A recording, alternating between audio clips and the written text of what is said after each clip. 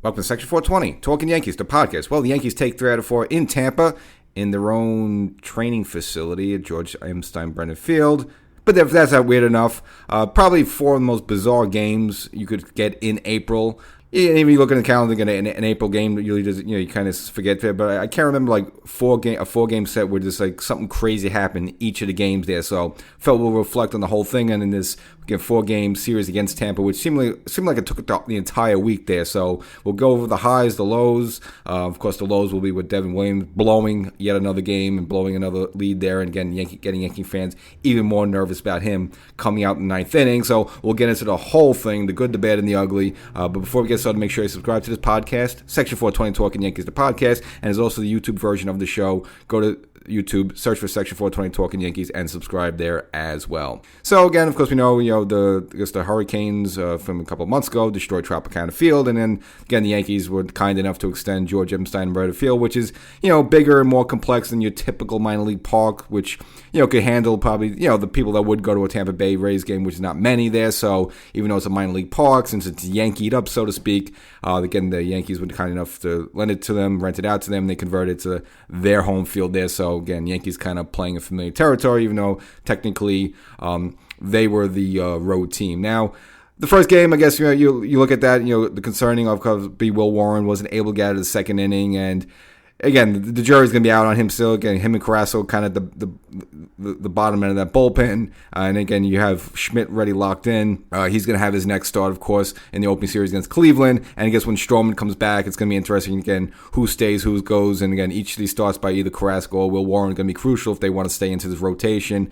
And hey, look, and Stroman's no guarantee either. But I just think with the money and because of Stroman they're still going to give him the edge of when he comes back, he'll be in the rotation. So again, Warren and Carrasco going to have to pitch their way to stay in there. And again, none of them really putting too much of a great case for themselves. But of course, I guess the big story, though, even though the Yankees take the first game 6-3 after falling behind 3-1, the Yankee offense picked up Will Warren and the bullpen carried the rest away. The Yankees scored 5 unanswered runs. But I guess the big one there was Jazz Chisholm Jr. getting thrown out. Umpire called him out on a third strike when the ball was low. And but really the story is, and again, kind of what Jazz is, the good, the bad of him, takes to social media afterwards and wrote on X, that was effing low or something to that extent there, which you're not allowed to do. And obviously afterwards, baseball fined him for 1 game. Now he's going to appeal that suspension, and now this is what the excuse he's going to use is that, yes, Major League Baseball forbids players to post out anything or use an iPad or anything like that during a game. Now, according to Jazz, even though he posted this shortly after getting thrown out of the game, he said, well, since I'm ejected from the game, I'm no longer valid to be playing for the game, so therefore I can then go to social media and post stuff. So that's going to be the appeal he makes there. We'll see if it holds up or not. A lot of times these players just take the suspension right away, just get it over with. But if Jazz wants to take that case, well, he is right. I mean, if you're thrown out of the game, you're not an active player anymore. So hey, what cares? Now you also say, well, coaches aren't active in the game either or stuff like that. I mean, they could be, sitting on the bench and then go run in the clubhouse and then, tweet something, post something out about, something about the game as it's going on there. So, yeah, you're not active in the game, but you're still personnel and the game's still going on. So, again, that's going to be dicey how Major League Baseball rules on that. But again, if he takes a game somewhere, fine, it's no big deal. But if you got to get the bigger concern is Will Warren not able to get out of that second inning. Now, according to Boone, really the reason he took him out, though, that he was getting up to 40 pitches in the inning, and this Boone didn't want to, that's not something Will Warren's really accustomed to. I mean, he's not like a seasoned veteran like a Verlander that could probably handle that sort of tax load. So that was more than the reason why he wanted to take him out, which then brings us to the second game, and this was a game that Carlos Rodon really needed after losing 3 games in a row, and not just losing 3 games, but got absolutely shellacked. Throws a gem there. Now, it's not a total gem. Of course, you look up there, it's 6 innings of shutout baseball. Did mix in 4 walks there. So, again, the walks are still an issue with him, but able to hold down the fort there, and the Yankees to squeak away and hold on for a 1-0 lead. Now, the night before, Devin Williams closed the game, so I guess maybe Boone didn't want to go with Williams 2 games in a row, so they actually had Luke Weaver come out.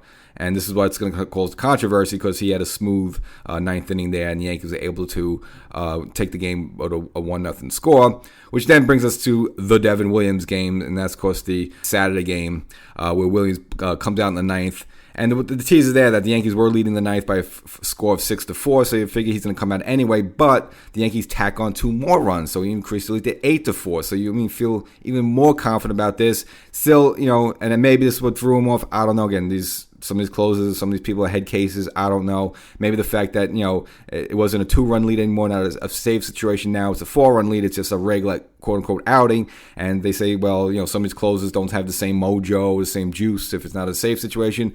I don't know, but again, a situation, Devin Williams again had another blow up on the mound. Now he survived a couple of these. Of course, opening day he was able to get out of there, almost blowing the game.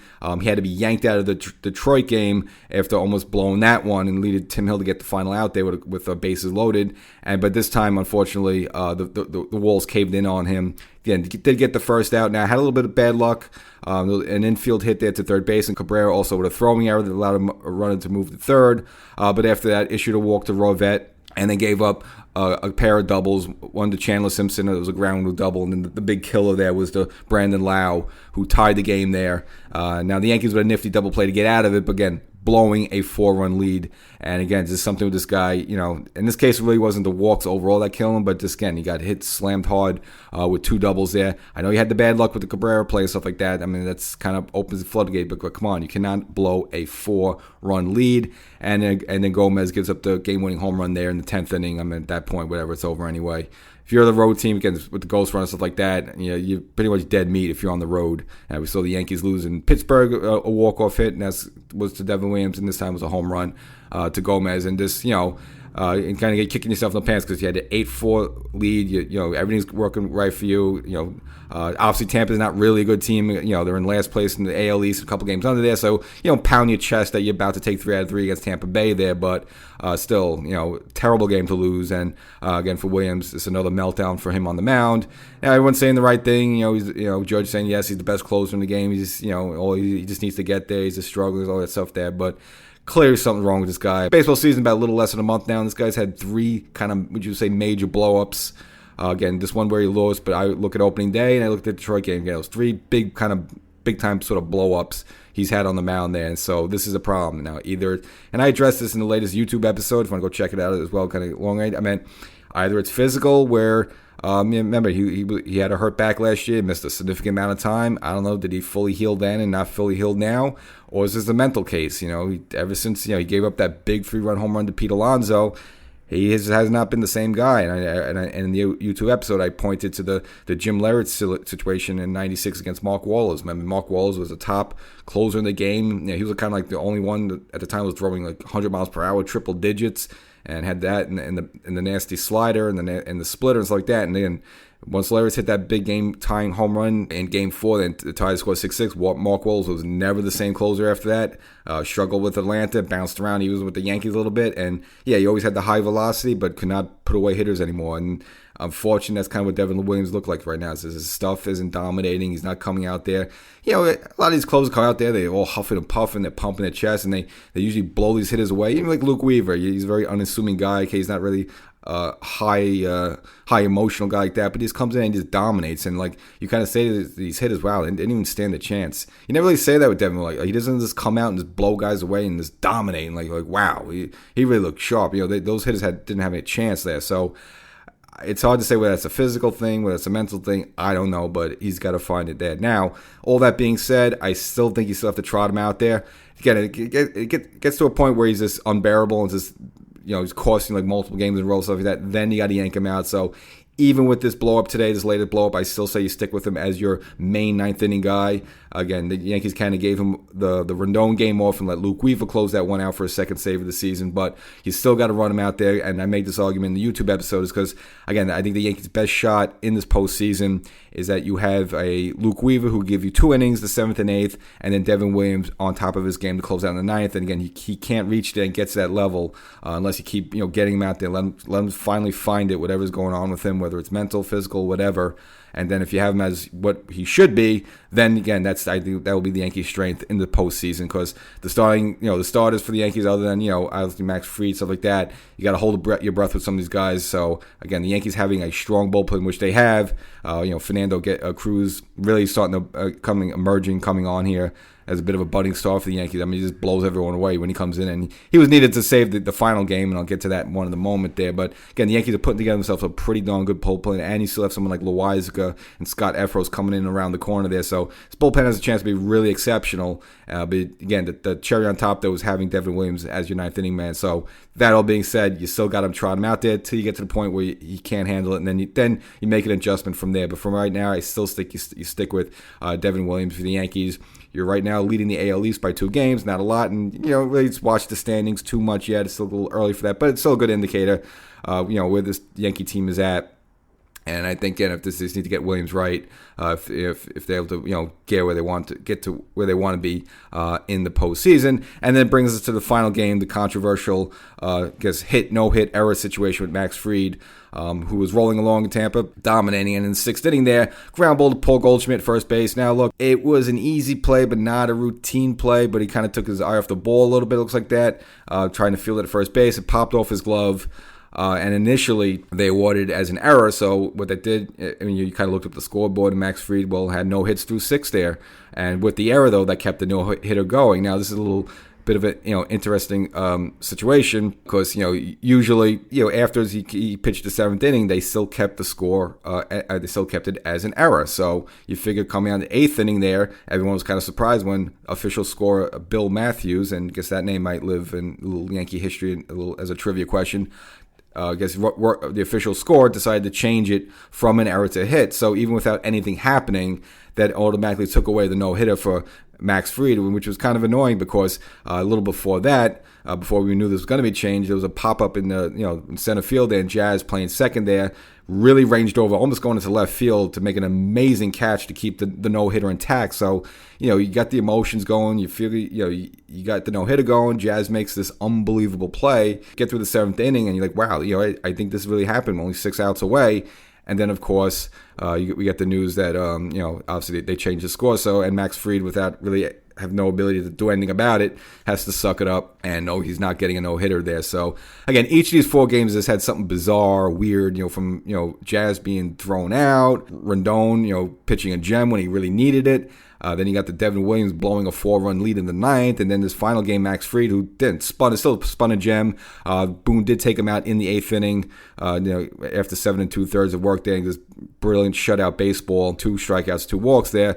So it wasn't a perfect game, but again, pretty much had a no-hitter until the official score decided to change it there. So again, it's sort of a bizarre thing. So each of these 4 games had something bizarre, and then the Yankees did go on to win the final game 4-0. Again, take 3 out of 4. So overall, you'd say yes, it was a successful series, and really should have swept them. They really gave Tampa one of those games, and that's with the Devin Williams blow up there.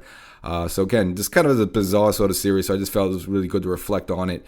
And look, you look at the positives. You look at Max Fried. He's rolling along. Clearly, he's the Yankees' ace. I mean, the Yankees are 5-0 in all the games they saw for him this season. And even Aaron Boone commented after the game. He initially thought it should have been a hit when he saw the play.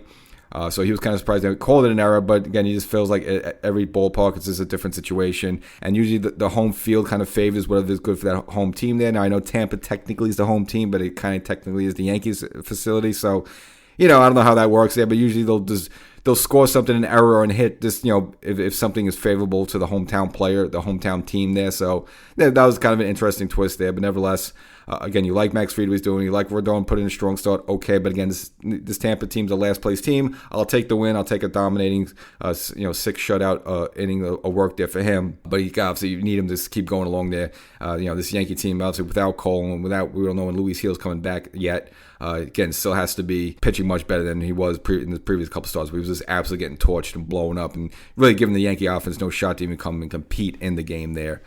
So you like all that stuff, and we'll see what happens with Jazz and his appeal for this 1-game suspension. We'll see what they say. I just have a feeling this week, maybe with the vulgarity of the word and stuff like that. I mean, you're not allowed to really criticize umpires pretty much after the game. I mean, managers get fined all the time for that.